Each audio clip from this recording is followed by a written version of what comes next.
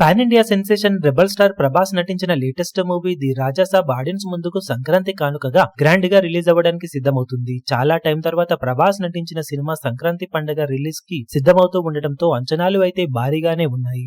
Prabhas recent movies అన్ని కూడా pan India range లో మాసరచ చేయగా లాస్ట్ మూవీ కల్కి వరల్డ్ వైడ్ గా 1000 కోట్లకు పైగా వసూలను అందుకుని సెన్సేషనల్ ర్యాంపేజ్ ను చూపించింది.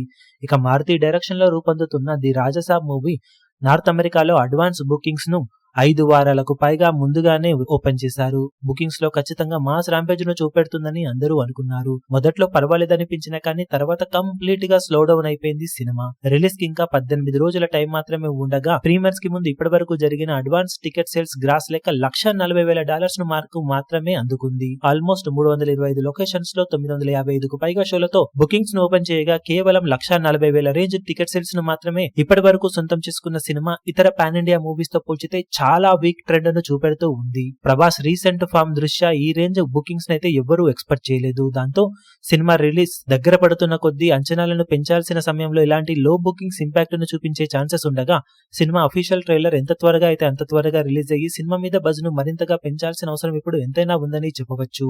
మరి సినిమా ట్రైలర్ ఎంతవరకు సినిమా మీద బజ్ ను భారీగా పెంచగలుగుతుందో లేదో చూడాలి.